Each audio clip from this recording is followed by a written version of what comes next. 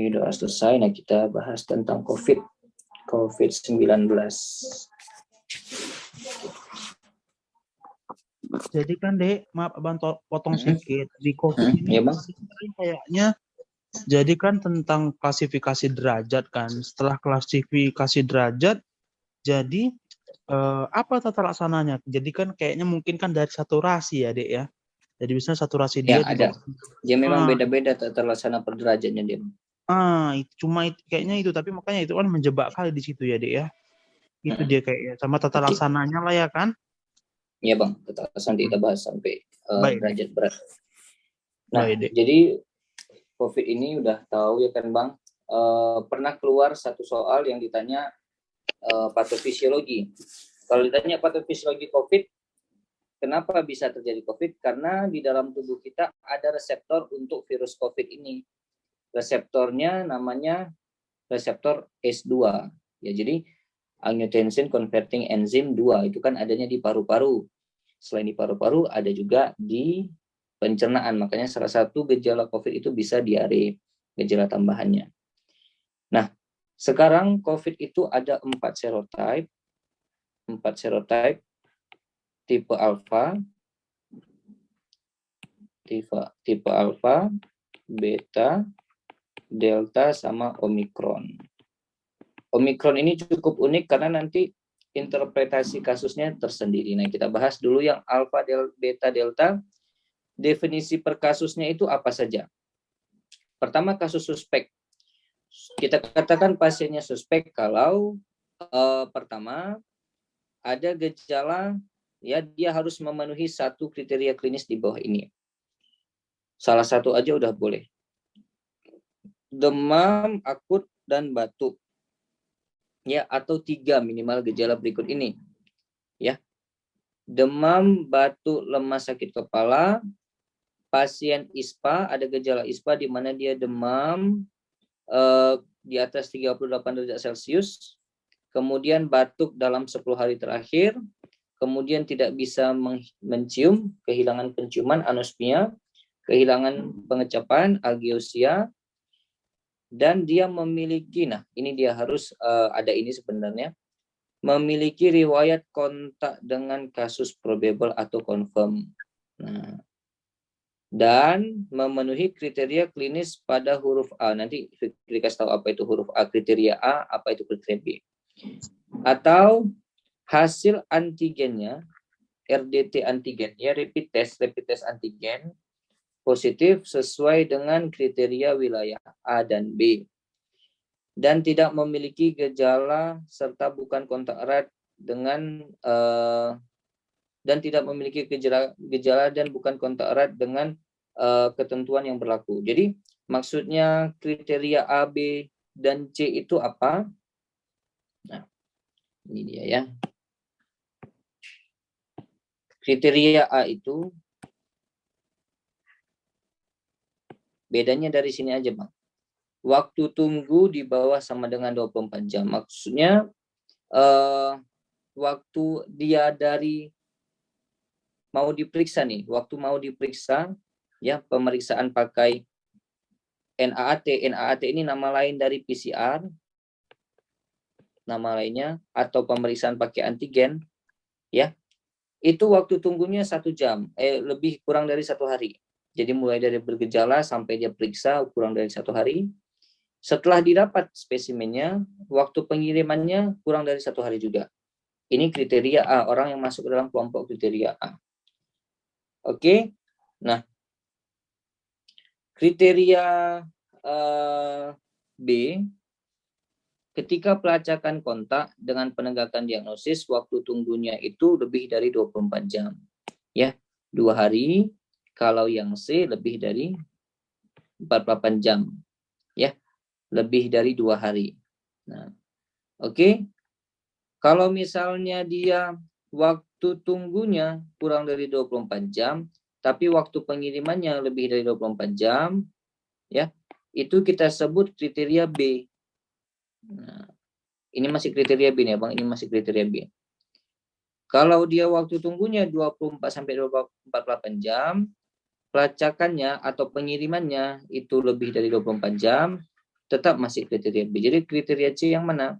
Waktu tunggu lebih dari 48 jam dan waktu pengiriman lebih dari 24 jam. Makanya di sini berdasarkan wilayah A atau kriteria A atau berdasarkan wilayah B atau kriteria B. Intinya kalau yang suspek ini rata-rata dia berdasarkan wilayah A dan B.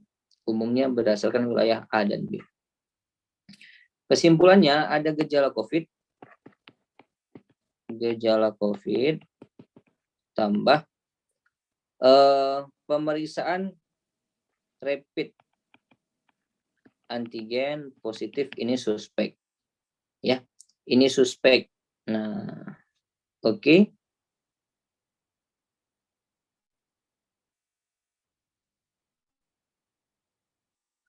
Kalau kasus probable ini kasus suspek yang meninggal dengan gambaran klinis meyakinkan COVID-19.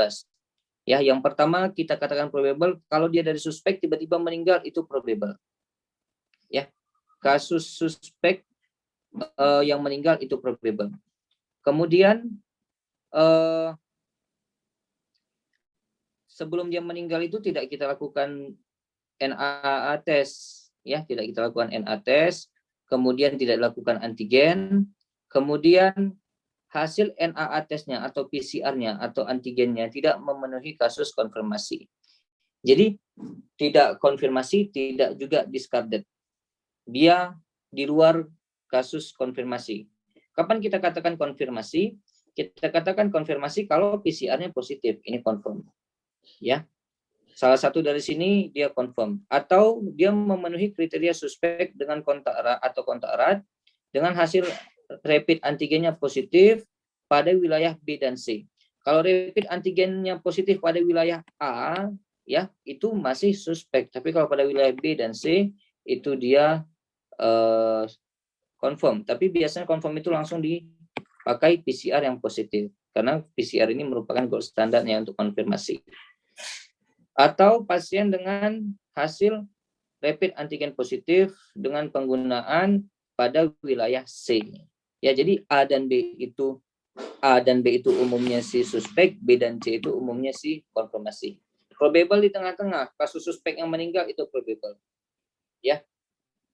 Kemudian kalau PCR-nya atau NAT-nya dia positif itu udah confirm.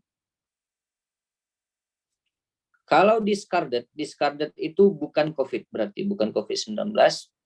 Kapan kita katakan dia bukan COVID-19? Seseorang dengan kasus suspek atau kontak erat dan hasil NAT-nya 2 kali negatif. Ya, jadi udah kita ulang sebanyak 2 kali dia negatif, PCR-nya baru kita katakan dia bukan COVID. Atau seorang dengan status kasus suspek atau kontak erat dan hasil pemeriksaan laboratoriumnya rapid antigennya positif, NAT-nya negatif 1 kali sesuai dengan pada kriteria B. Boleh negatif sekali NAT, tapi harus pakai kriteria B dengan jangka waktu yang kurang lebih 2 hari. Nah, kemudian yang C, seseorang dengan status suspek atau kontak erat dan hasil laboratoriumnya rapid antigennya 2 kali negatif sesuai dengan kriteria C. Orang yang tidak bergejala atau asimptomatik dan bukan kontak erat dan hasil pemeriksaan rapidnya positif diikuti. Walaupun misalnya nanti kan rapidnya positif, kemudian dia diperiksa lagi PCR. PCR-nya 1 kali negatif sesuai dengan kriteria A dan B, itu juga kasus discarded. Oke, jadi intinya ya, kalau discarded ini PCR 2 kali negatif atau 1 kali negatif pada wilayah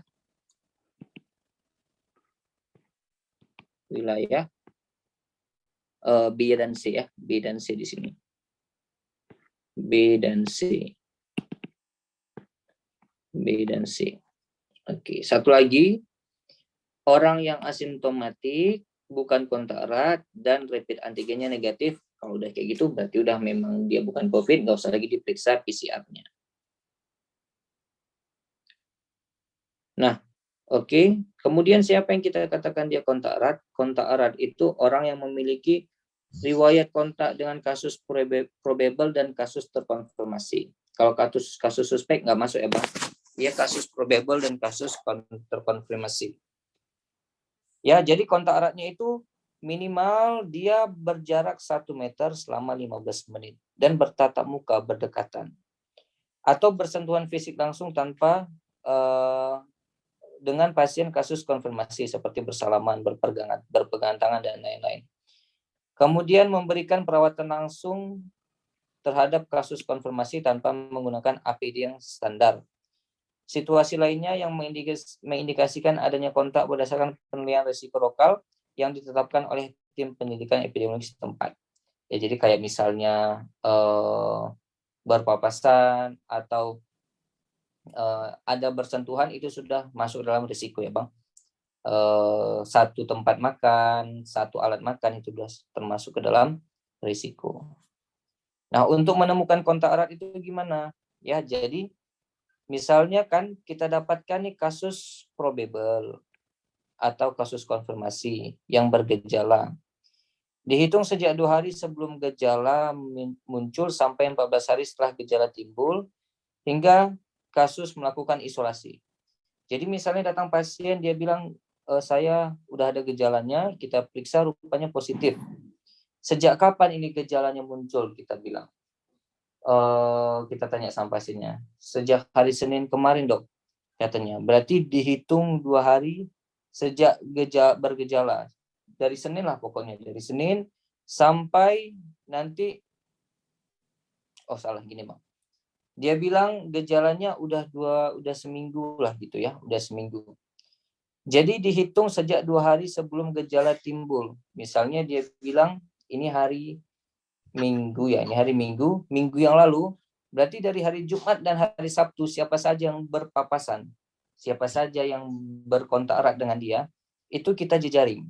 Nah, 2 hari sebelum gejala timbul. Sampai 14 hari setelah gejala timbul.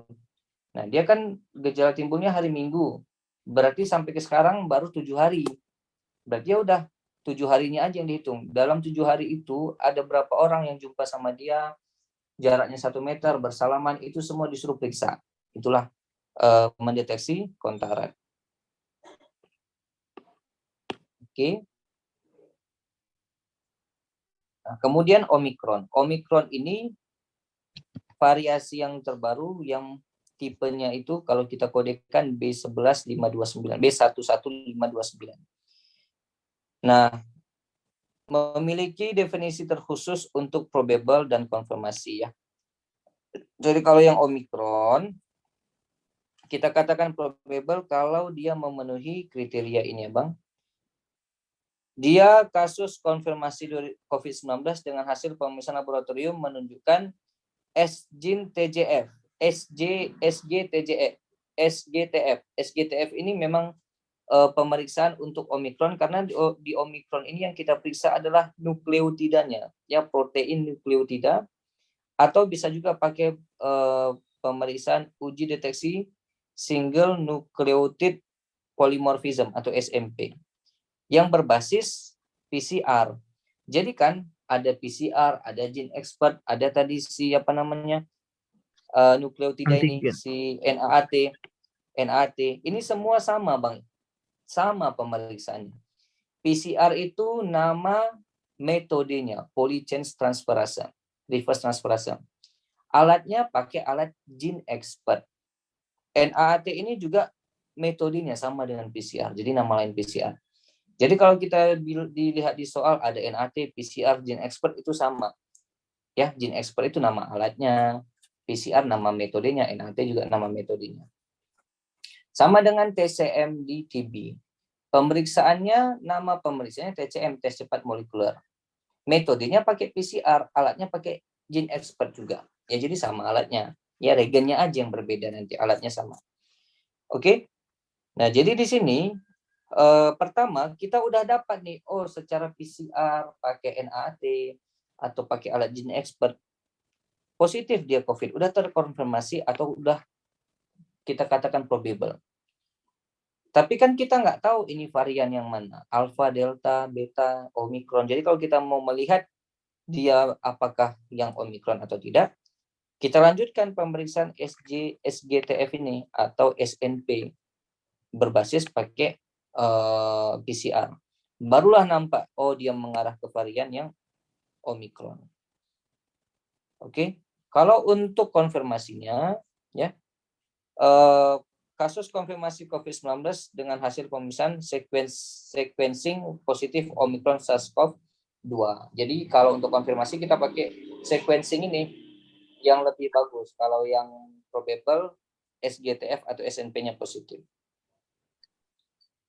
Oke, berdasarkan WHO, kasus suspek varian Omicron adalah kasus yang sudah terkonfirmasi COVID-19, namun gejalanya sesuai dengan kasus suspek yang memiliki kontak dengan kasus probable atau konfirmasi Omicron. Jadi memang gejala Omicron ini kan ada terkhusus tersendiri nanti dia. Dia nggak seperti yang Delta dan sebagainya. Kadang-kadang anosmia tidak dirasakan. Nah, jadi kalau memang dia mengarah ke Omicron, kita katakan suspek baru suspek Omicron. Nah, kasus terkonfirmasi masih kasus suspek. Kasus suspek adalah kasus suspek itu dikatakan kalau dia terkonfirmasi COVID-19 sesuai definisi kasus WHO, kemudian dia bertempat tinggal atau melakukan perjalanan dari area yang mendeteksi Omicron dalam 14 hari sebelum timbulnya gejala. Jadi memang dia kontak erat dengan Omicron itu masih kita katakan suspek. Kita katakan probable adalah kasus yang sudah terkonfirmasi COVID-19, kemudian hasil pemeriksaan SGTF-nya positif atau SNP-nya positif yang berbasis PCR tadi. Kasus konfirmasi adalah kasus yang pemeriksaan sequencing positif terhadap Omicron SARS-CoV-2. Nah, kalau berdasarkan European Center for Disease Prevention, ya cukup sama. Dia yang probable itu kita katakan dia positif kalau hasil NAT atau rapid test terhadap SARS-CoV-2-nya positif, disertai hasil SGTF-nya atau SNP-nya positif berbasis PCR. Kasus terkonfirmasi adalah kasus yang pemeriksaan sequencing Omicron SARS-CoV-nya positif. Oke. Sampai sini Bang, untuk definisi kasus ada yang mau ditanya? Coba ke atas dulu sedikit deh, boleh ke atas. Ini yang Omicron ini, kalau seandainya coba bawa yang European Center itu, maksudnya kalau seandainya kasus probable Omicron sama kasus terkonfirmasi ini bedanya di mana ya, Dek? Probable itu berarti kan dia belum dicek yang kayak tadi Omicronnya ya, gitu ya? Beda pemeriksaannya, Bang. Kalau dia masih positifnya SGTF atau SNP semuanya sama. Di sini sama. Probable itu kalau SGTF-nya yang masih positif. SGTF atau si SNP yang positif. Iya. Ya, ini probable. SGTF atau SNP. Kalau terkonfirmasi yang positif itu udah sequencing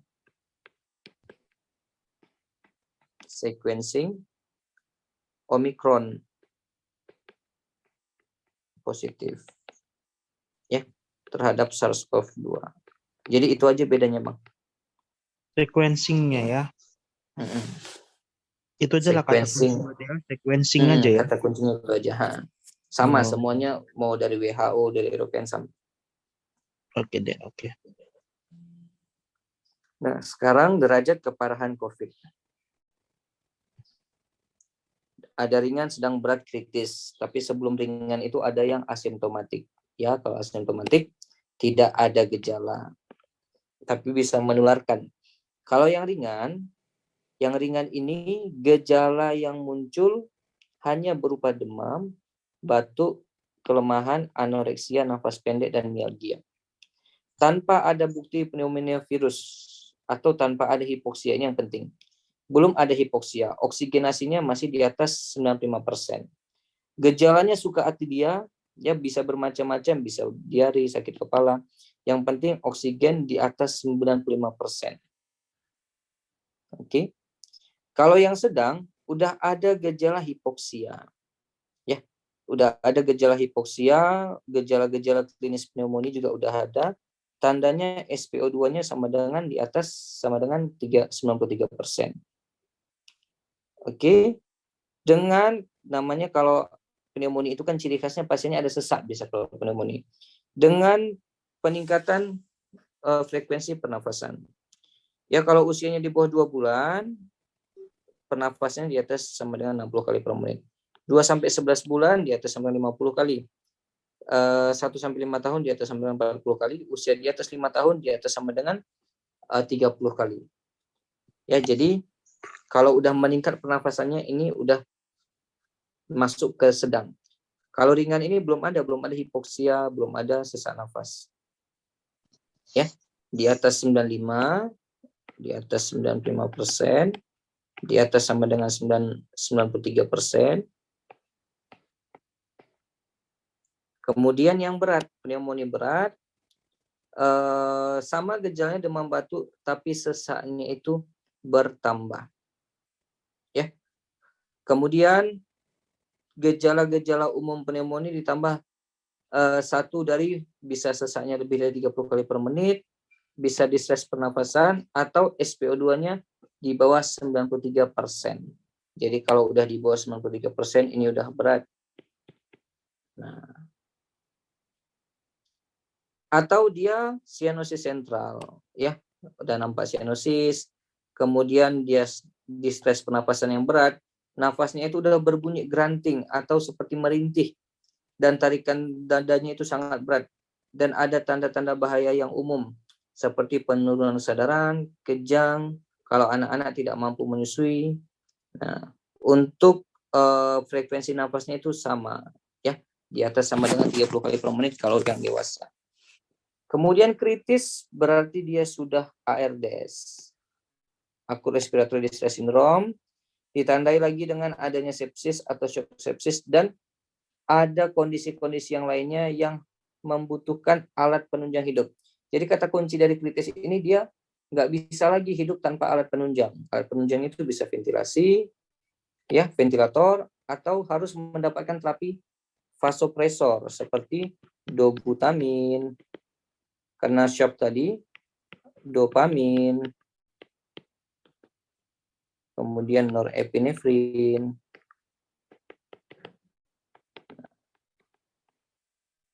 Oke, sampai di sini Bang ada yang mau ditanya? Dari saturasi berapa ya, Dek?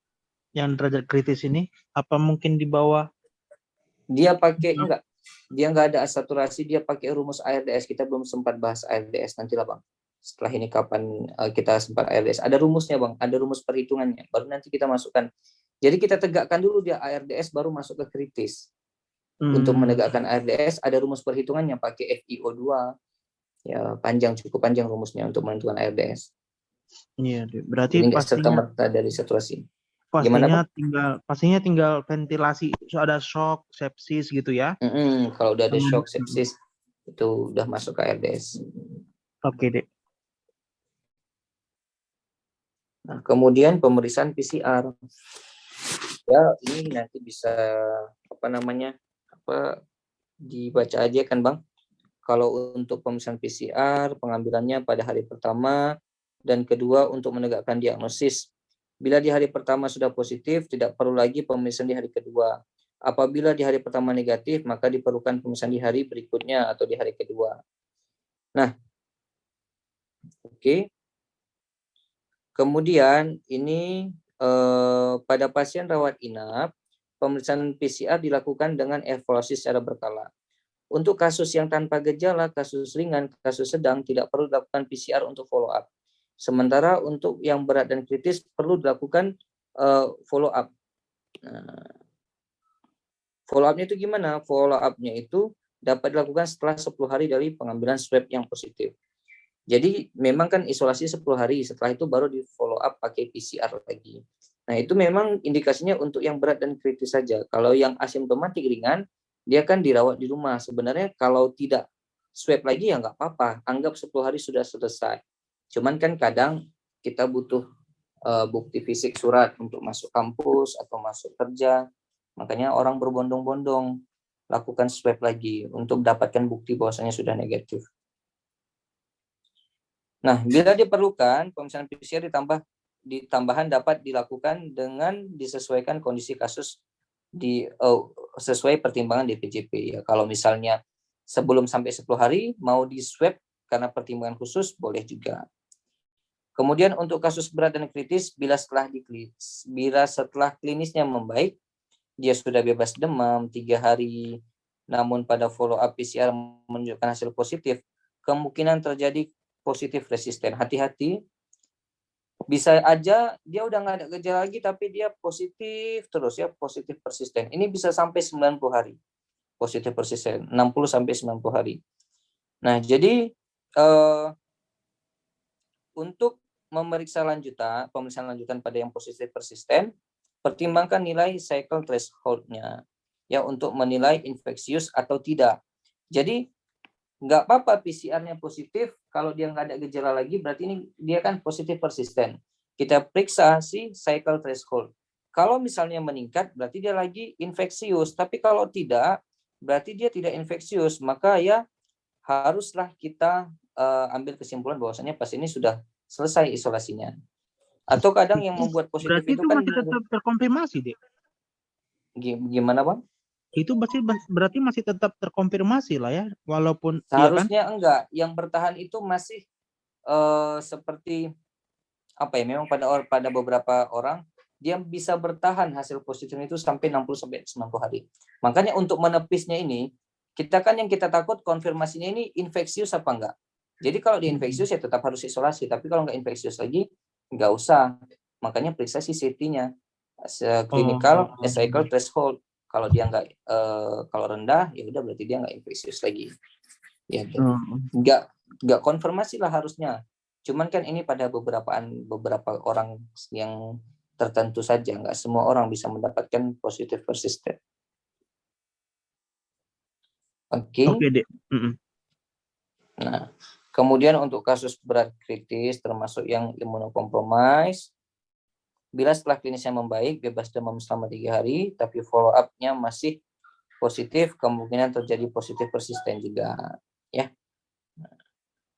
Untuk varian Omicron saat ini menjadi permasalahan di dunia, dikatakan memiliki keunikan karena mutasinya pada protein spike 6970. Makanya kita periksa pakai S-gen target failure, SGTF atau S-gen dropout pada PCR. Ya, metodenya tetap pakai PCR, cuman beda region. Oke. Nah, makanya pemeriksaan. Jadi tetap pemeriksaan awal kita deteksi dulu dia COVID. Dari mana? Dari PCR biasa atau DNA-AT biasa. Setelah itu kalau kita curiga dia Omicron, baru kita periksa SGTF atau sequencing-nya. Nah, untuk tata laksana yang asimptomatik, isolasi mandiri di rumah selama 10 hari. Kemudian pengambilan spesimen diagnosis konfirmasi, baik isolasi mandiri di rumah ataupun di fasilitas publik yang dipersiapkan oleh pemerintah atau isolasi pusat. Ya, jadi boleh aja di rumah, boleh di isolasi terpusat. Biasanya kan nanti disediakan di Wisma atau di hotel dan lain sebagainya. Kemudian tetap dilakukan pemantauan oleh tenaga kesehatan dan kontrol di FKTP terdekat kalau dia sudah mencapai 10 hari karantina.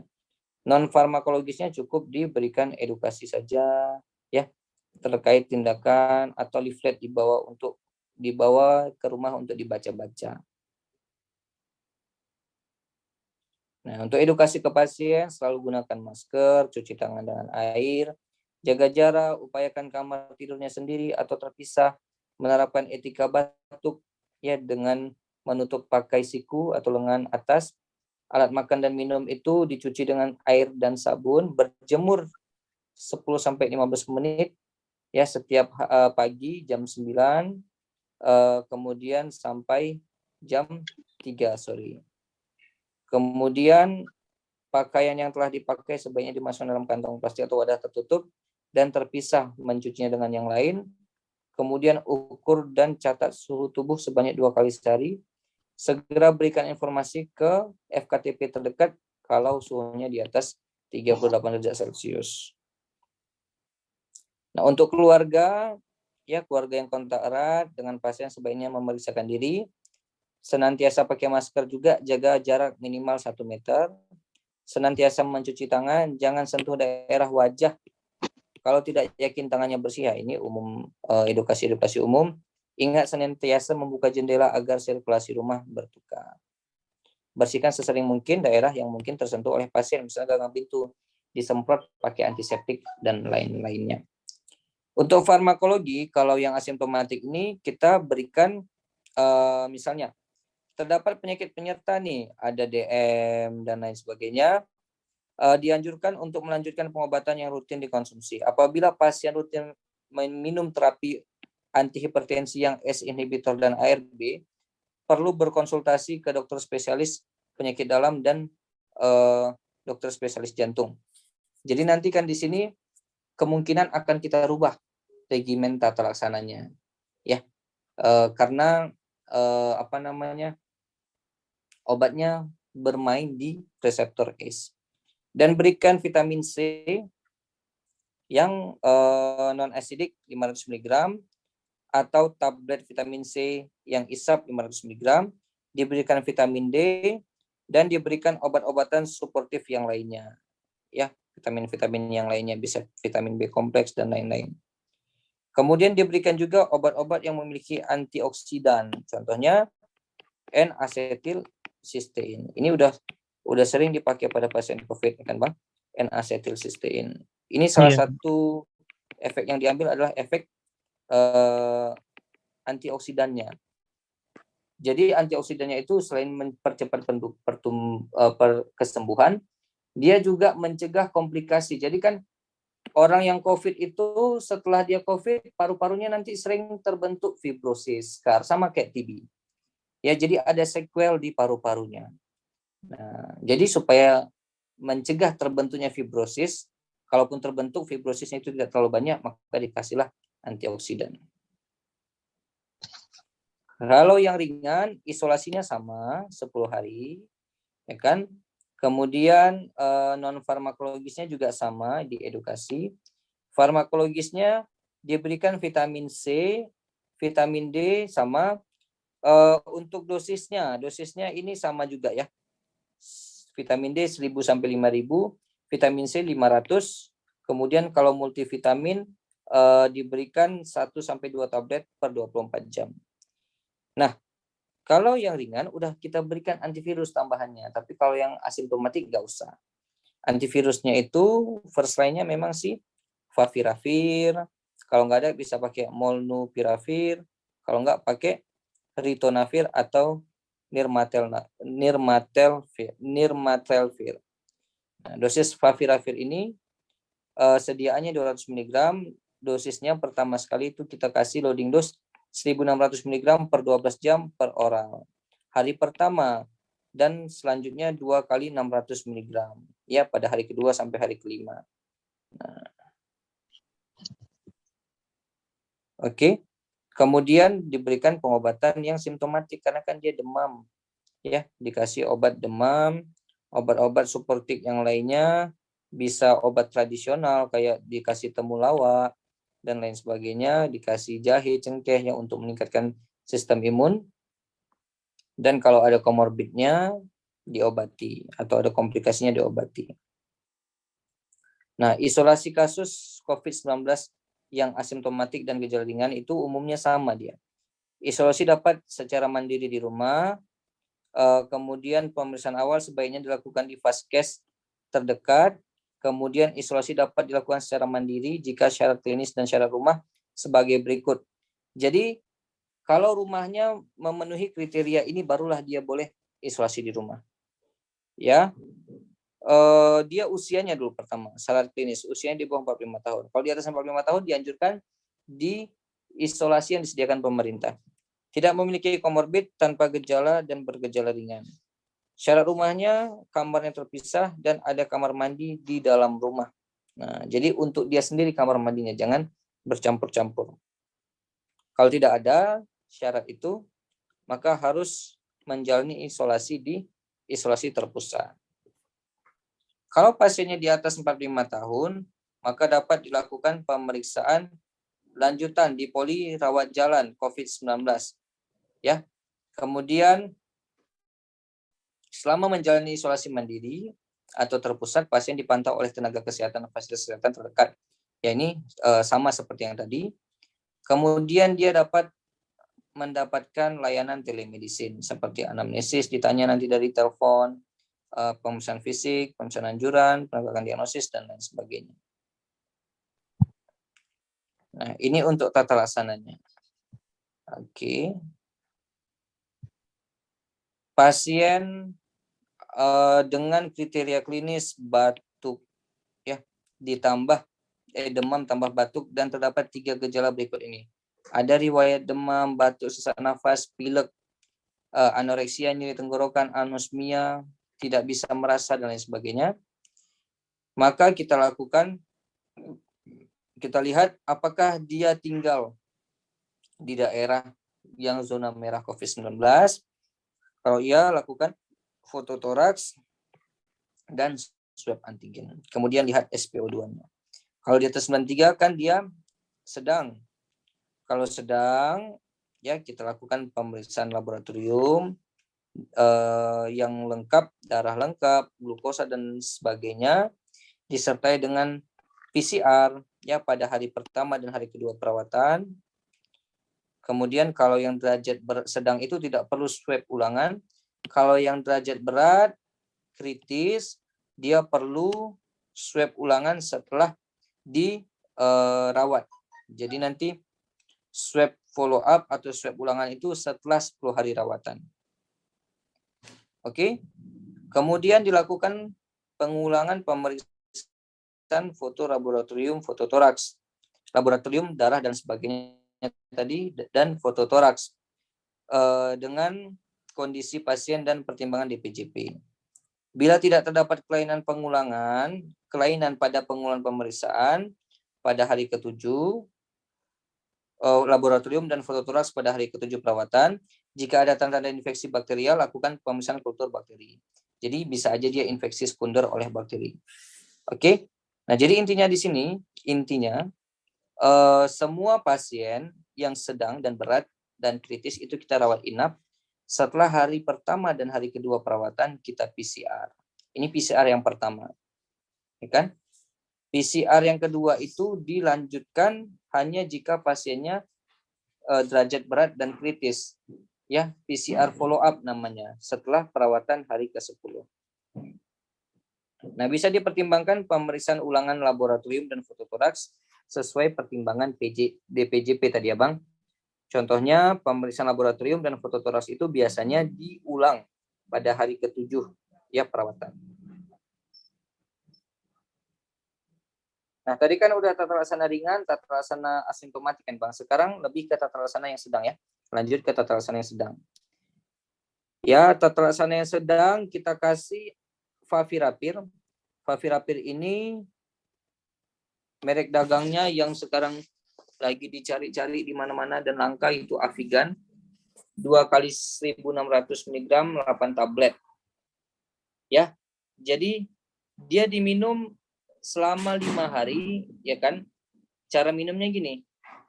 2 kali 1.600 mg itu 8 tablet. Kenapa 8 tablet? Karena satu tabletnya kan 200 mg. Jadi dosisnya sekali minum itu 1.600 mg, 4 tablet, diminum 2 kali, makanya 1 hari butuh 8 tablet. Hari kedua, jadi 2 kali 600. Hari pertama tadi kan 2 kali 1.600, hari kedua 2 kali 600. Sediaannya dia 200 mg per tablet. Oke, hari kedua 2 kali 600, berarti di sini 3 tablet. Di sini tadi 8 tablet. Nah, selama 5 hari. Jadi hari kedua, hari ketiga, hari keempat sampai hari kelima itu 3 tablet. Hari pertama aja dia yang 8 tablet. 2 kali 8 dan 2 kali 3. Di sini berarti 16 tablet, di sini 6 tablet. Ya, jadi totalnya ada berapa tablet? 16 tambah ini kan 6 kali 4 24.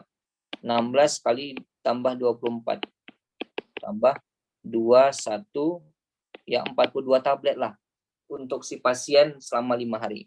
Selama 5 hari ya, Dek. Antibiotiknya azitromisin first line-nya karena ini antibiotik yang paling bagus untuk paru-paru golongan macrolide.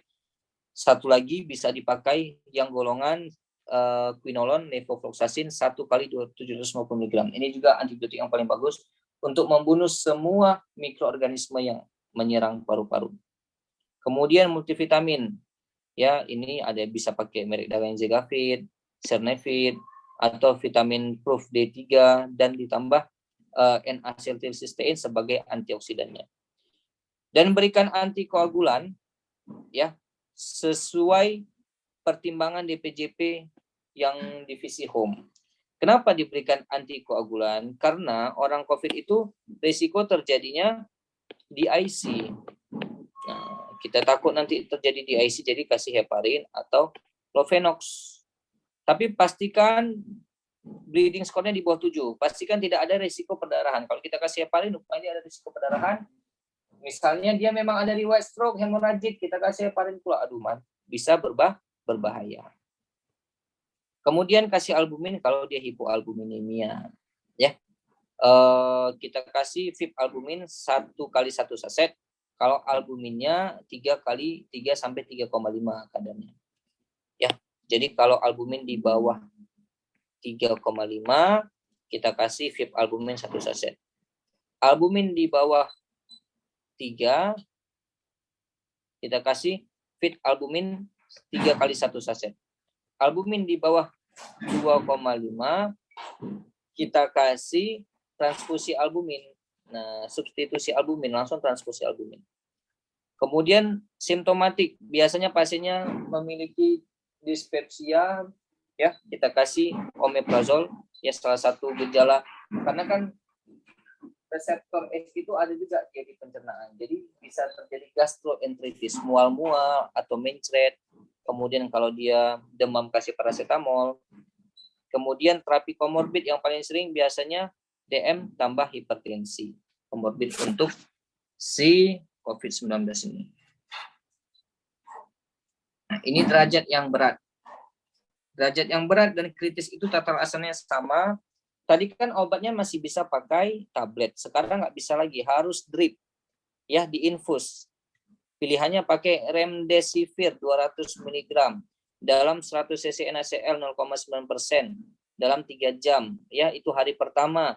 Selanjutnya 100 mg dalam 100 cc NaCl 0,9% habis dalam 3 jam selama 5 sampai 10 hari. Jadi beda dosis. Awalnya 200 mg dalam 100 cc, selanjutnya 1000 mg dalam 100 cc. Ya beda 100 saja, selisih 100 mg. Antibiotiknya tetap sama, satu lagi tambahannya diberikan steroid. Steroid dexamethasone 6 mg per 24 jam selama 10 hari atau MP metilprednisolone 62,5 per 24 jam. Karena dia saturasinya turun sekali biasanya di bawah 90%, ya kalau saturasi di bawah 90%, berikan oksigen. Ya.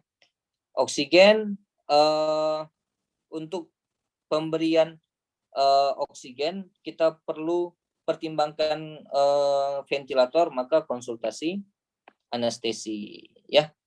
Nanti kita persiapkan ventilator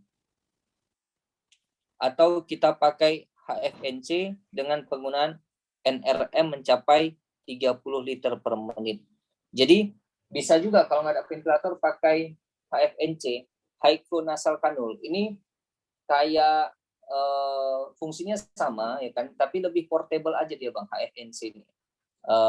High flow nasal cannula. Ini alat yang cukup baik lah, cukup portable, bisa digunakan, cukup praktis penggunaannya. Oke. Kemudian multivitaminnya Segafit. Kalau pemakaian oksigen itu ada nanti di bawah Dek, kayak mana kira-kira kapan kita pakai ANPC, kapan kita intubasi dia, kapan kita kasih enggak sama aja Bang. Sama asal ya, udah Dek, di bawah 90% pilih ventilator atau HFNC. Kemudian Kalau misalnya udah dipakai ini untuk HFNC, udah dipakai HFNC, tapi oksigennya belum, saturasi oksigennya belum meningkat, maka pertimbangkan pasang juga NRM, non rebreathing mask, ya, sampai targetnya itu sampai 92 sampai 96%. Oke, jadi kalau belum mencapai 92 sampai 96%, tetap lanjutkan HFNC tambah non rebreathing mask-nya. Oke, kalau untuk oksigennya nggak ada sih, Bang. Ini lebih ke ini nanti, lebih ke kasus ininya apa? Pembahasan ARDS, di situ baru nanti ada ininya, Bang, kriterianya, karena itu udah masuk ranah si anestesi. Itu kita udah masuk ke ranah anestesi. Tapi kalau di RDS itu nanti dibahas lengkap biasanya memang. Iya, Dek. Karena tata laksananya. Dan untuk vitamin-vitamin yang lain sama ya, Bang. Tetap dikasih antikoagulan untuk menghindari DIC, dikasih albumin, dikasih terapi simptomatik.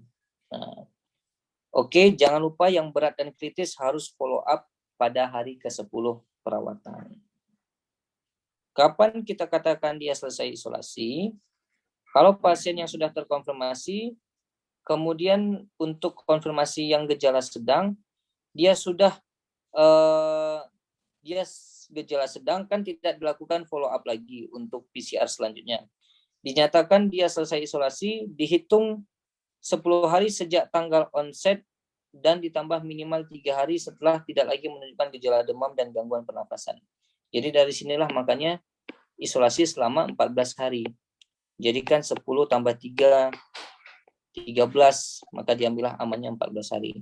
Dan wajib tidak ada gejala demam dan gangguan pernafasan lagi ya. Tapi kalau masih ada, ya harus diprolong, diperpanjang. Kalau mau lebih aman, ya udah di PCR saja. Nah, pasien gejala sedang dengan komorbid yang kemungkinan berpotensi terjadi perburukan dapat dilakukan evaluasi ulang. Ya. Jadi sebenarnya memang menurut panduan PCR itu 1 kali aja positif, langsung isolasi 10-14 hari, habis itu nggak usah lagi PCR, kecuali dia berat atau kritis. Kalau ringan sedang asimptomatik nggak usah lagi. Cuman kalau dia ada penyakit komorbid DM, maka harus dilakukan swab ulang, karena biasanya durasi COVID itu bakalan lebih lama pada pasien-pasien yang memiliki penyakit komorbid, karena sistem imunnya lebih rendah. Oke, dikatakan kriteria sembuh kalau dia konfirmasi tanpa gejala. Dia konfirmasi tapi kan tanpa gejala. Untuk kasus konfirmasi tanpa gejala, gejala ringan, gejala sedang, dan gejala berat dinyatakan sembuh apabila dia sudah selesai isolasi dan dikeluarkan surat pernyataan selesai pemantauan ya dari fasilitas layanan kesehatan dan atau oleh DPJP-nya. Untuk pasien yang konfirmasi dengan gejala berat kritis, dimungkinkan memiliki hasil pemeriksaan follow-up yang selanjutnya yang dilakukan kedua kalinya dan diperkirakan bakalan menjadi persisten positif. Karena RT-PCR-nya masih dapat terdeteksi pada bagian tubuh virus COVID-19 walaupun virusnya sudah tidak ada lagi. Jadi seolah-olah dia ada padahal nggak ada lagi karena dapat terdeteksi pada bagian tubuh kita. Terdeteksi dia melekat pada bagian tubuh kita. Nah, jadi menurut pertimbangan DPJP, pasien tersebut penentuan sembuhnya berdasarkan pertimbangan dari DPJP. Jadi kalau memang dari DPJP bilangnya, ini udah enggak lagi, gejalanya udah enggak, dia udah sehat, ya udah boleh aja. Boleh kita pulangkan ya, Dek? Keluarkan hasil kriteria sembuhnya. Atau tadi periksa CT-nya. Ini bisa lama nanti positifnya bisa sampai berbulan-bulan. Nah, oke. Yang dibutuhkan kan hasil positif menjadi negatif ini kan kita mau lanjutkan aktivitas kemana-mana harus ada hasil negatif, ya, serokonversinya. Nah, kriteria pemulangan, pasien dapat dipulangkan dari perawatan di rumah sakit bila memenuhi kriteria selesai isolasi dan memenuhi kriteria klinis sebagai berikut. Hasil kajian klinisnya, gambaran radiologisnya menunjukkan perbaikan. Pemeriksaan darahnya menunjukkan perbaikan. Kemudian setelah dinyatakan DPJP, setelah dilakukan DPJP, maka DPJP menyatakan boleh pulang, maka langsung kita pulangkan. Jadi belum tentu boleh pulang walaupun PCR-nya udah negatif ya Bang. Tetap kita periksa ya gambaran radiologi, gambaran darahnya. Kalau udah ada perbaikan baru boleh pulang. Nah, kemudian pasien tidak lagi membutuhkan perawatan, ya, baik untuk COVID-19-nya ataupun penyakit komorbid yang dialami pasien. Setelah dia pulang, apa obat yang dia bawa pulang? Ya, jadi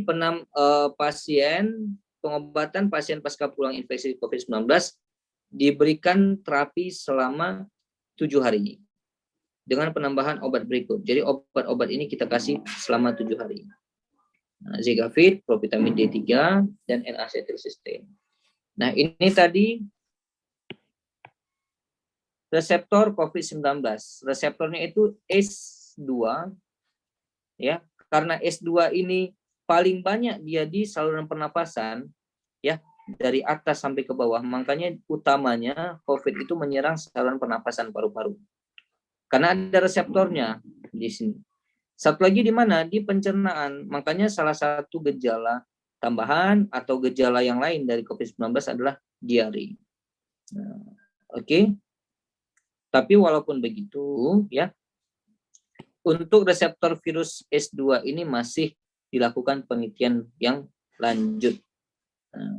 Ya, penelitiannya masih terus berkembang. Kemudian reaksi sistem imun tubuh kita terhadap badai sitokin. Jadi kan mulai marak nih kabar-kabarnya badai sitokin. Jadi memang COVID itu yang bisa menyebabkan kematian adalah komplikasi dari badai sitokin. Badai sitokin ini biasa terjadi pada keadaan-keadaan yang sistem imunnya lemah, pada keadaan-keadaan komorbid atau pasien tua. Oke, jadi sitokin itu kan kalau dia berlebihan akan merusak tubuh. Di sini dia merusak paru sehingga terjadilah gagal pernafasan di sana, terjadi ARDS, makanya bisa meninggal. Ya, kondisi sitokin yang dihasilkan jauh lebih banyak dari yang dibutuhkan dan dari yang dibutuhkan oleh tubuh kita. Sehingga terlalu banyak sitokin yang dihasilkan, sitokin itu sendiri mulai menyerang jaringan yang sehat. Makanya nanti paru-parunya itu banyak sekali infiltratnya, hampir di seluruh paru merusak jaringan paru. Ya, sampai pembuluh darahnya bisa bocor, tekanan darah turun, terbentuknya bekuan-bekuan darah, makanya di sini bisa terjadi DIC. Ya, jadi kalau dia udah pada sitokin, bentar lagi jadi DIC. Lama-lama kalau udah DIC makin parah kan, perdarahan semakin terjadi, pembekuan tidak bisa terjadi, pembekuan di mana-mana, pembekuan itu salah terjadi di mana-mana dia terbentuk, kemudian bisa menimbulkan emboli paru, sehingga nanti terjadilah kegagalan organ. Nah, kemudian efek samping dari COVID-19 ini, obat-obatan yang kita pakai, dulu kan sempat dipakai kloroquine sebelum muncul favipiravir, sebelum difikskan, ya kan, Avigan, sering dipakai kloroquine. Ini bisa menyebabkan aritmia. Oke, antiviral seperti remdesivir bisa menyebabkan hepatotoksik. Dosis vitamin B yang terlalu tinggi, vitamin C yang terlalu tinggi bisa membentuk batu ginjal sehingga bisa merusak ginjal, bisa menyebabkan AKI, acute kidney injury. Nah, untuk ini rapid dari test, mana slide-nya? Bagus ya. dari yang abang kirim bang, semuanya. Oh iya. Nah, untuk pemeriksaan kan kita bisa pakai PCR, bisa pakai rapid test. Memang kan yang paling pasti itu pakai PCR. Ya, PCR atau NAAT tadi. Rapid test digunakan, ini mana tahu keluar, dia tidak bisa menentukan diagnosis ataupun screening. Oke. Jadi rapid test ini tidak dapat digunakan untuk menentukan diagnosis maupun screening. Rapid test ini hanya untuk survei dan kepentingan epidemiologi sebenarnya. Ya, Kalau untuk menegakkan diagnosis, kalau screening masih boleh lah. Kalau untuk PCR, untuk diagnosis, menentukan diagnosis itu harus pakai PCR. Untuk survei, untuk screening, pakai rapid test. Makanya rapid test kalau dia positif tetap dianjurkan untuk diulangi pakai si PCR. Karena rapid test ini banyak false-nya, bisa false positif, bisa false negatif.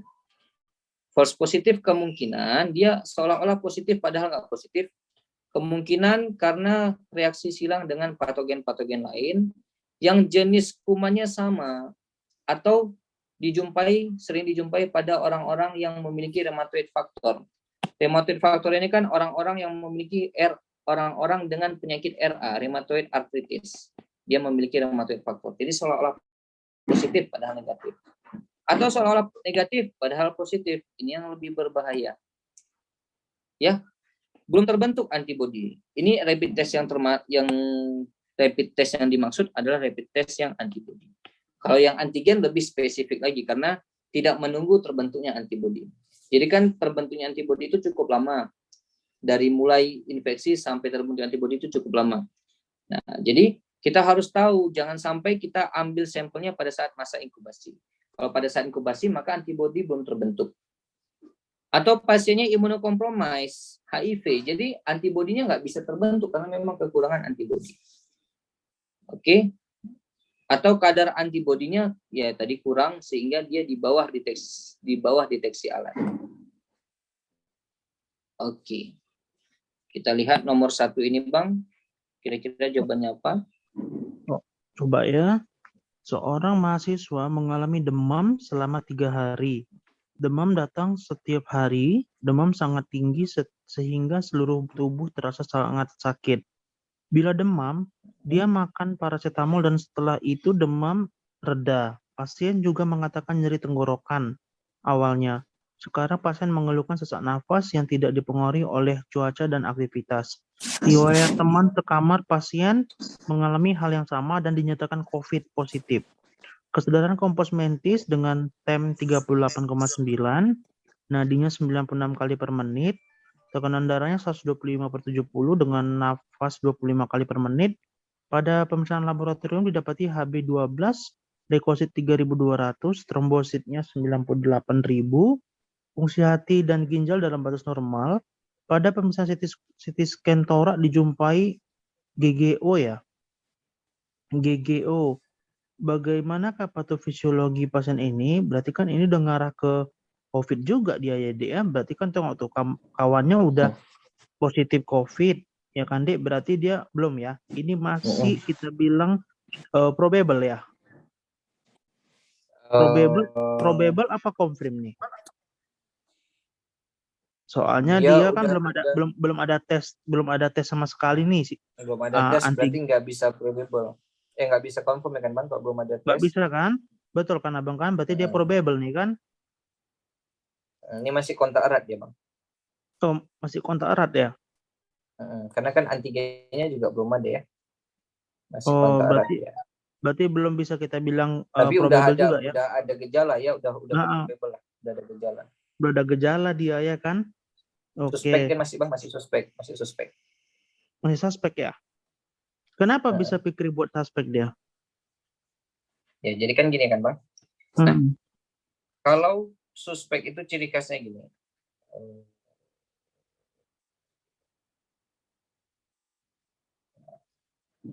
Gejala ada, tambah rapid antigen positif. Kalau probable, dia di tengah-tengah. Udah meninggal tiba-tiba dia sebelum dilakukan PCR, ya, atau belum sempat dilakukan PCR, ya sama, intinya dia udah meninggal.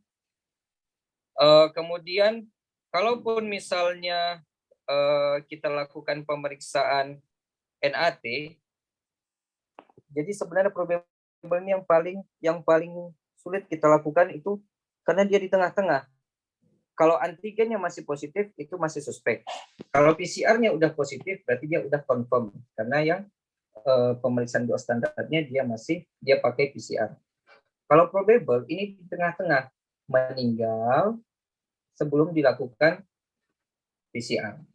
Jadi dia tidak dilakukan pemeriksaan PCR, atau hasil PCR-nya tidak memenuhi kriteria konfirmasi. Jadi PCR-nya negatif. Nah, itu masih probable.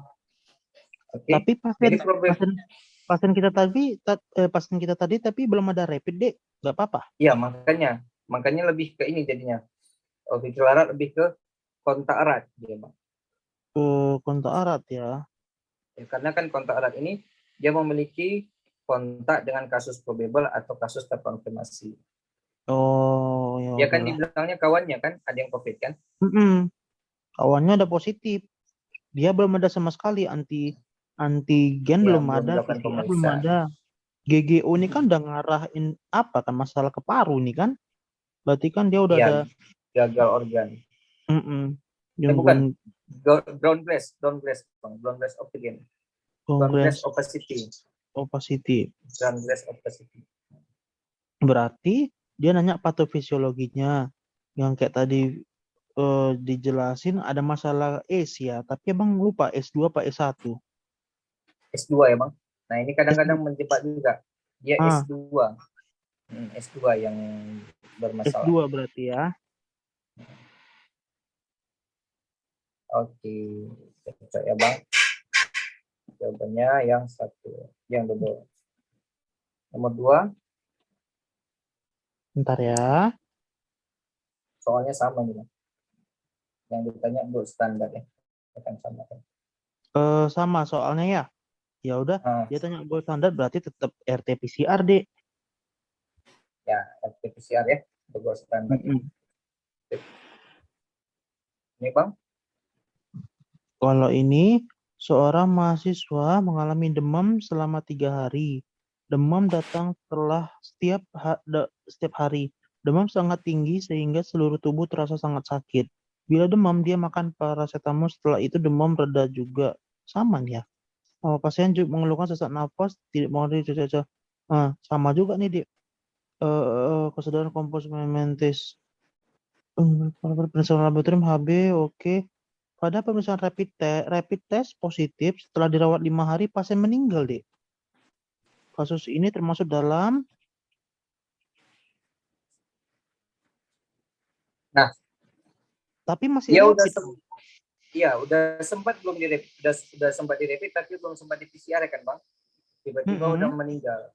Jadi, kan soal yang tadi juga lebih nih, ke probable harusnya kan? Ya, ini harusnya lebih ke probable. Ya kalau ini jawabnya probable. Karena terkonfirmasi itu kalau udah dilakukan PCR. Iya. Belum ada PCR. Jadi kalau itu lebih ke probable ya bang ini ya. Gimana? Setuju bang? Probable berarti ya, Dek? Probable. Kalau suspek udah pasti salah. Ya kan, Dek? Karena dia udah ada tadi namanya, kalau suspek kan tadi dia ada gejala ditambah ditambah rapid ya, Dek kan? Tapi kan ini kan ada meninggal. Meninggal itu kan dia kan di antara tengah-tengah. Kalau terkonfirmasi udah jelas ada PCR. Ya kan, Dek? Nggak mungkin B sama C. Kasus meninggal salah lah. Yang penting dodol ya, Dek ya.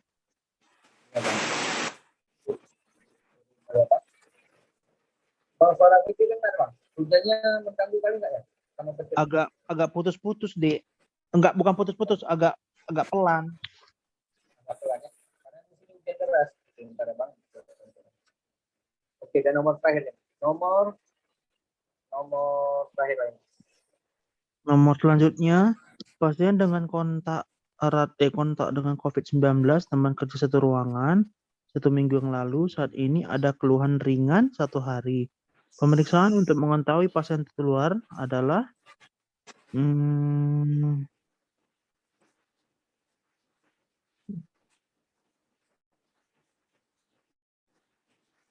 IgG dan IgM SARS-CoV ini kan antigen kan, Dek? Antibody, Bang. Nah? Antibody. Itu sih betul, tapi dia swab nasofaring kan PCR kan? Nih kan? Ya, PCR, Bang. Mm-mm. Kenapa dia nggak pilih cantik, Dek? Yang cantik. Mm-mm. Jadi kan kalau menurut ininya, menurut alurnya, memang kan kita antigen dulu kan, Pak. Setelah antigen positif, baru dilanjutkan dengan PCR. Jadi alurnya seperti itu. Sebenarnya kalau mau PCR aja langsung boleh. Tapi karena alurnya kita lebih dituntut ke antigen dulu, baru ke PCR. Karena pun pasien ini udah ada keluhan. Kalau udah ada keluhan, pakai rapid itu udah positif. Kecuali tadi dia masih Ada inkubasi. keluhan. Kalau inkubasi dia belum ada keluhan. Tadi lagi ke aja. Oke, Dek. Karena Selanjutnya, lebih tepat. Kalau nggak ada yang A, yang C jadi jawabannya. oh iya, Dek. Selanjutnya, soal swab positif, awalnya gejala ringan dan isolasi mandiri. Kondisi pasien terjadi perburukan. Respiratory rate 32 kali per menit dengan PO2 142. Dia dengan nasal kanul 5 liter per menit. Kondisi pasien ini termasuk dengan kriteria saturasi nggak dia bilang ya, Dek. Tapi kencang kali lah respiratory rate-nya, 32 kali.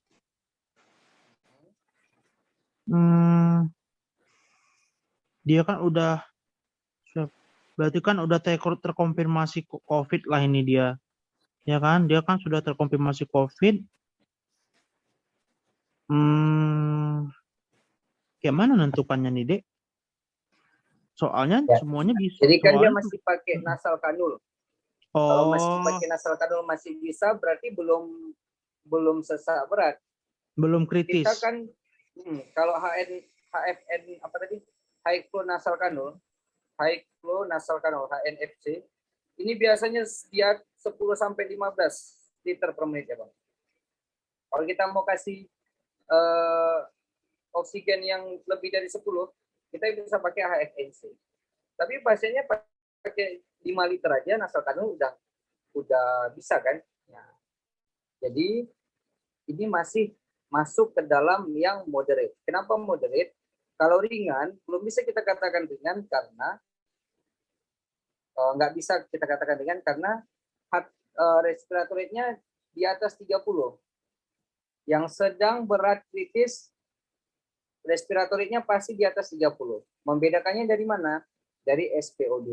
Karena SPO2-nya nggak ada, kita ambil lihat dari seberapa besar kebutuhan oksigen pasien. Dia masih membutuhkan oksigen yang 5 liter per menit itu udah bisa. Berarti ya udah, dia bukan yang berat. Kalau yang berat atau yang kritis, itu kan udah harus menggunakan HFNC biasanya. Butuh ventilator atau HFNC. Lalu suara video putus-putus ya, Bang? Enggak, jelas kok, jelas, tapi agak redup sedikit. Mungkin cuaca ya, di sini pun hujan juga, Dek. Iya. Nggak apa-apa, nggak apa-apa, Dek. Oke. Nah, ini, Dek, ada satu soal boleh, Dek, ya? Boleh, Bang. Tapi Abang bacain aja ya, bentar ya. Sabar ya, Dek. Sabar ya. Kita kapan lebaran, Dek? Besok ya, Bang, Senin. Besok kan? Sabar ya. Sabar ya. Mana dia? Mana dia? Tadi ada satu soal. Ini, Dek. Abang bacain ya.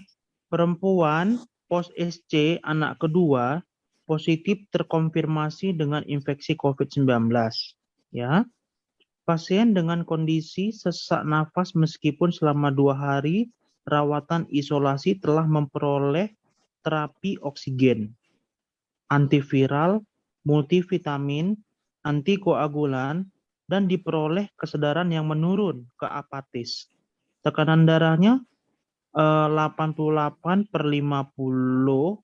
heart rate 110, RR 33, saturasi oksigen 84 sampai 86. Pilihan terapi apa yang tepat untuk pasien ini adalah kalau yang A,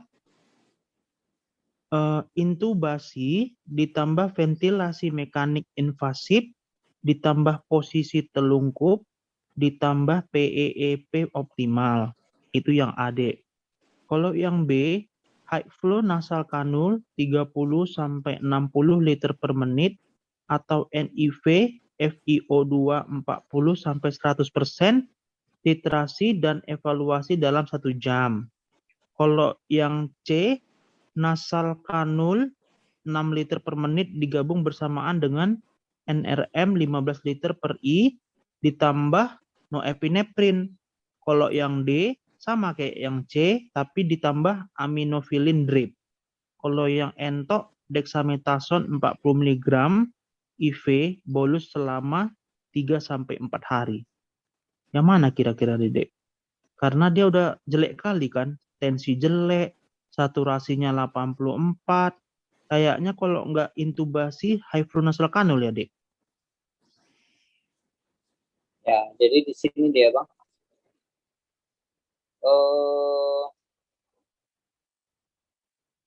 Jadi indikasi untuk high flow nasal kanul digunakan jika SF rasionya lebih dari 24. Juga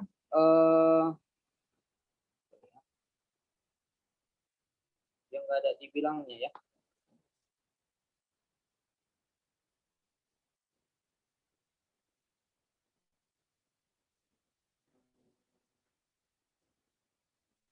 Di konsensus ini ada sih pasti, Bang. Cuman Fikri nggak sangka kalau soalnya sampai ditanya seperti itu ya. Jadi nggak Fikri prepare.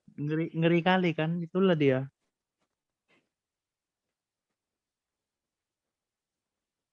Jaga-jaga aja ya kan, mana tahu keluar ya kan, Dek kan. Dia di ya,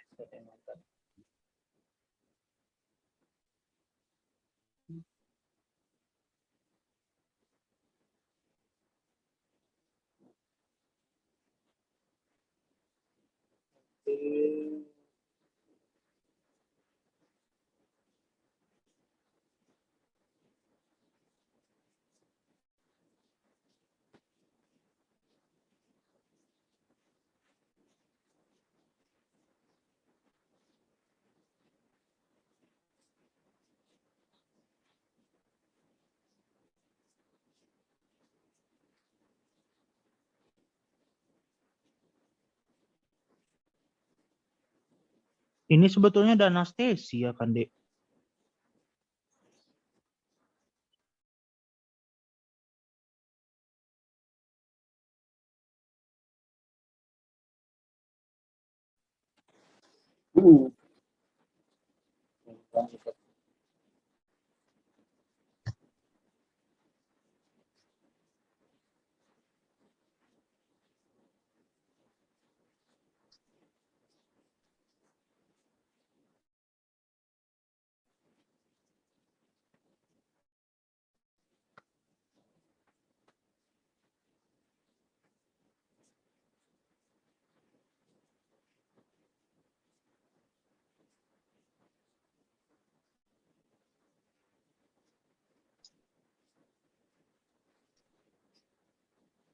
Ya, jadi kalau dia udah dapat oksigen, nggak bisa berhasil kasih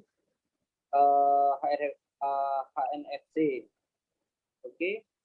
Kemudian boleh berkembang jika tidak dapat. Nah, kalau misalnya HFNC nggak ada, kemudian baru kita pertimbangkan ke intubasi.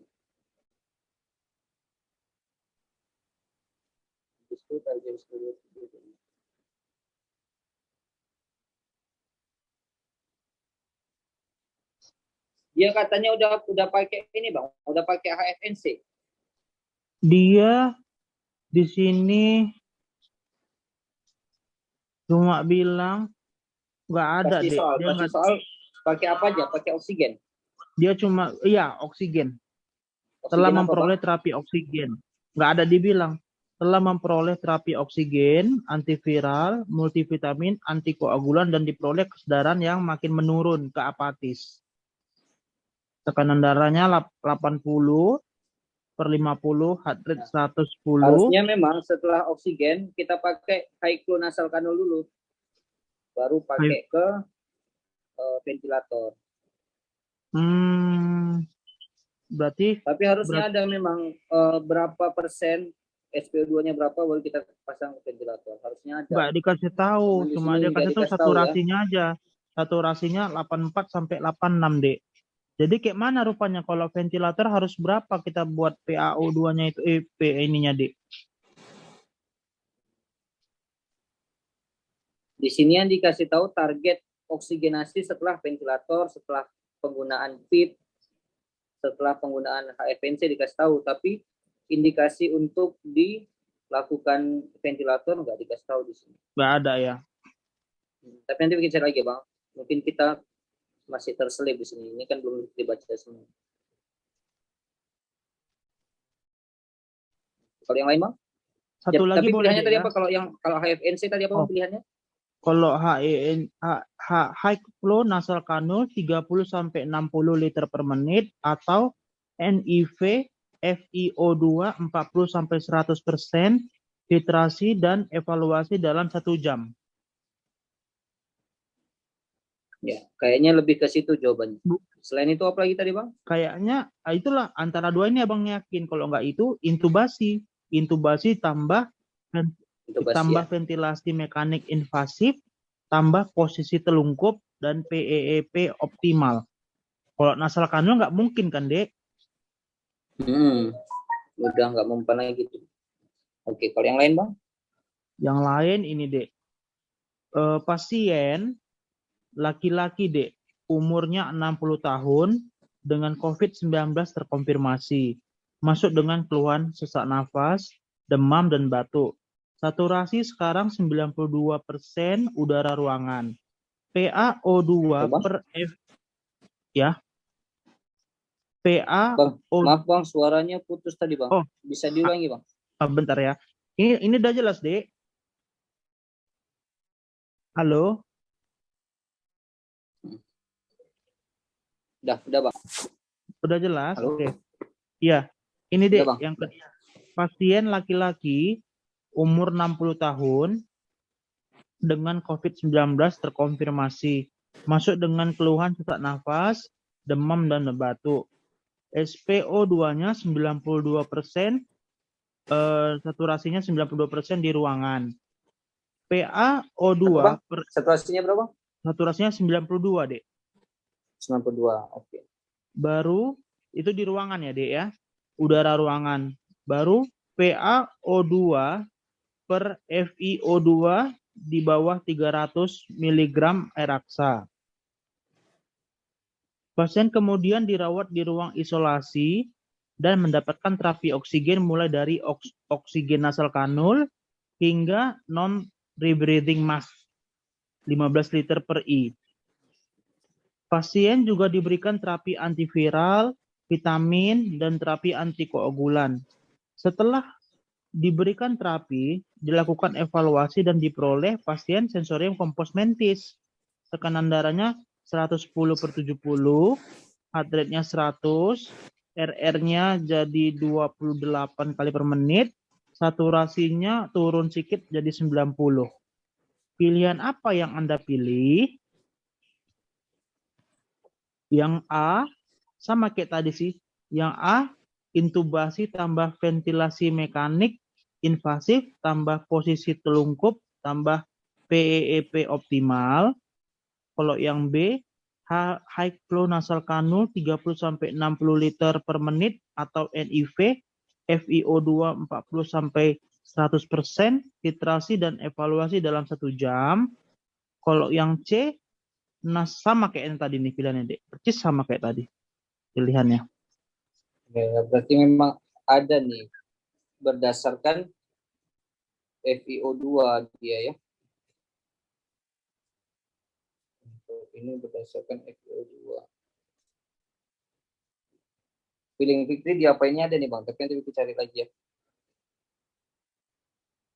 Dia kalau nggak ventilasi itu pasti itu si HFNC. Berarti ada kayak kriterianya dia ya, Dek ya? Nanti bicara lagi nih Bang. Nanti diingat ya Bang. Boleh, Dek, boleh. Tapi kok nggak nemu ya. Tapi nanti coba tengok di kriteria ARDS. Karena biasanya ini di ARDS. Mungkin udah dikomplikasi ya, Dek ya? Hmm.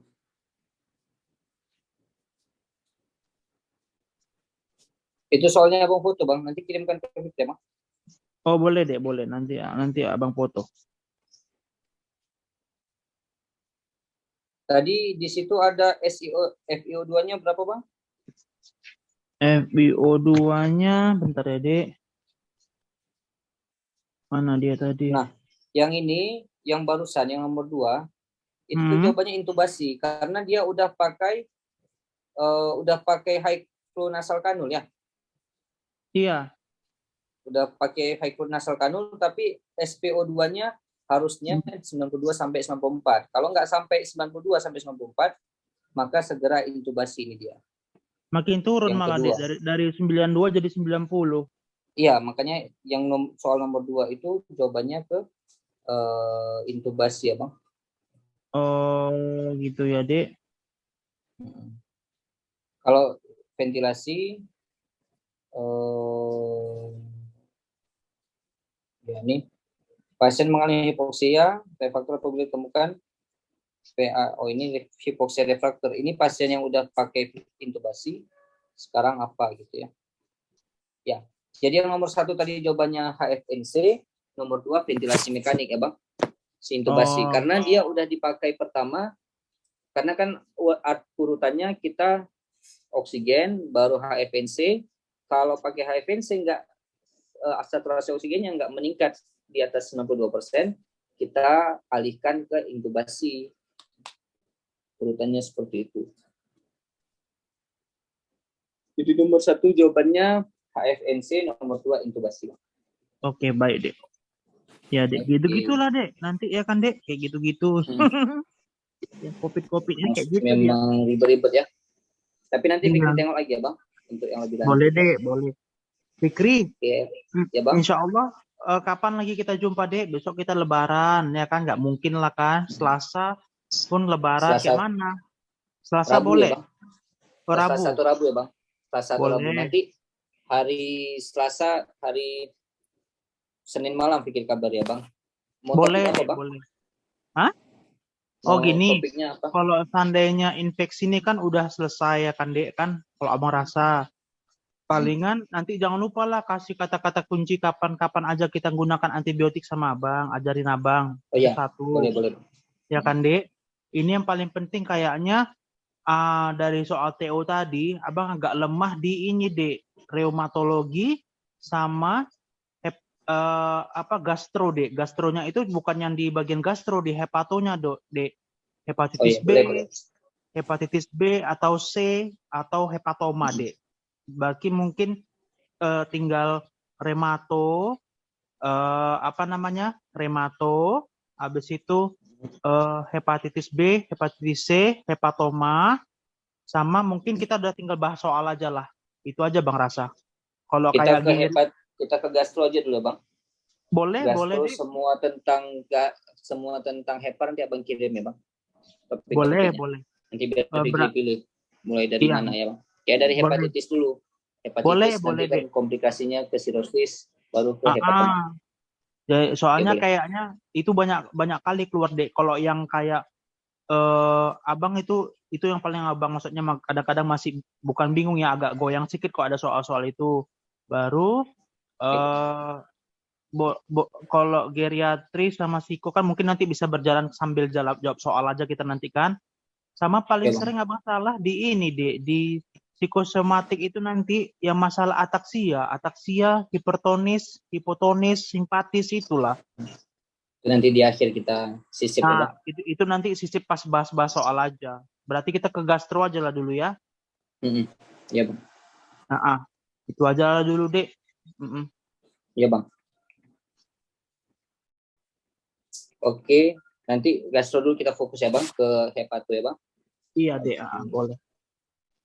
Fikri, ada acara apa hari Selasa? Kalau atau nggak ada acara, boleh hari Selasa. Ya, nanti itulah kadang hari keduanya itu kan entah masih keliling rumah saudara, Oh kalau iya, enggak ya iyalah. kita jumpa Bang. Kalau tapi nanti kan Fikri dapat kabar itu hari Senin ya Bang. Senin Mana, malam. mana tahu Soalnya nanti atau hari Senin misalnya enggak sempat nih keliling, nanti hari Selasanya gitu. Iya, ya udah nggak Nanti apa-apa. Fikri kabarin. Tapi insya Allah Selasa yang diusahakan Bang. Kalau enggak sore malam Bang. Boleh, boleh. Nanti kabar-kabarin aja ya, Dek. Dek, Oke makasih Bang, banyak siap. ya, Dek. Nanti jangan lupa Sama-sama kirim Bang. bahannya. Mohon maaf Ya Bang. berbatin juga ya, kalau ada salah-salah Ya Bang, ya. sama-sama. Maaf lahir batin juga ya Bang. Iya, sehat-sehat ya. Oke Bang. Ya Bang. Terima kasih banyak Bang. Kita tutup dengan pembacaan doa. Oke, Fikri live ya Bang. Assalamualaikum warahmatullahi wabarakatuh. Waalaikumsalam warahmatullahi wabarakatuh.